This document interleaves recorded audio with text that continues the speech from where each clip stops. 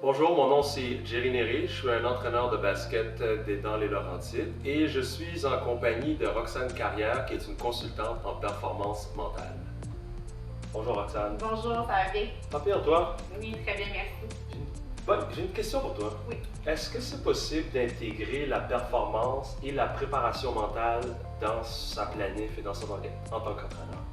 Bien, absolument. En fait, la comparaison que j'aime donner, c'est tout comme au gym, par exemple, on doit s'entraîner pour travailler la force ou l'endurance. Les habiletés mentales, c'est le même principe. Donc, on doit travailler les habiletés mentales au quotidien pour réussir, par exemple, à maîtriser sa capacité à se concentrer sur les bons éléments dans notre environnement ou sa capacité à faire de l'image. Ok, ouais, c'est une bonne analogie. Ouais, j'avoue, dit comme ça, c'est pas pire, mais ça demande quand même du temps. C'est pas si simple que ça. Là.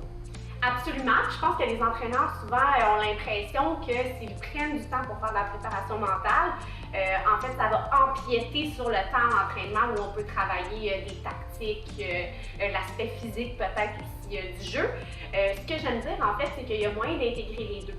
On pense souvent à la préparation mentale comme des séances, des leçons théoriques où on va parler de confiance, de fixation d'objectifs, mais l'apprentissage peut être théorique, mais aussi expérientiel. Donc, ce que ça veut dire, c'est de mettre en pratique les habiletés mentales. Donc, en tant qu'entraîneur, d'intégrer certaines habiletés mentales dans nos éducatifs, nos exercices.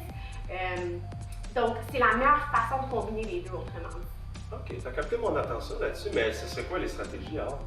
Bien, idéalement, dans la planification annuelle de l'entraîneur, c'est de trouver des moments propices pour travailler certaines habiletés. Donc, on ne veut pas nécessairement travailler une habileté de vie à chaque entraînement, mais par exemple, au début de la saison, on pourrait travailler sur se fixer des objectifs, par exemple, pour le début de la saison ou la fin de la saison, etc.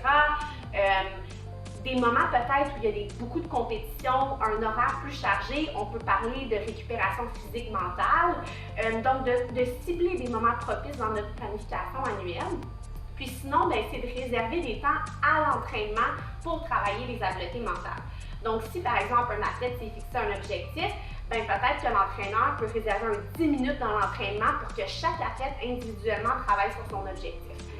Dans l'entraînement, on peut aussi travailler la communication. Donc, par exemple, communication verbale, non-verbale dans les sports d'équipe, à l'intérieur d'un exercice. Donc, vraiment cibler des moments à l'entraînement pour développer certaines habiletés mentales. Toi, tu le ferais comment, Jerry? Je suis d'accord avec toi. Je pense que je le ferais dans ma planif avant même de commencer ma saison. C'est des réflexions que je dois avoir, et surtout en fonction des jeunes que j'ai. Ouais. Dans ce que tu m'as donné comme stratégie, c'est de trouver laquelle qui va mieux pour eux, puis à chaque année le revoir. Mais c'est pas bête, je l'avais pas vu comme ça. Oui. Donc, essayer de travailler préparation mentale et performance en même temps. Puis dans la prochaine capsule, justement, on va voir des exemples plus pratiques et plus concrets de façon dont on peut travailler les habiletés mentales à l'entraînement. Super.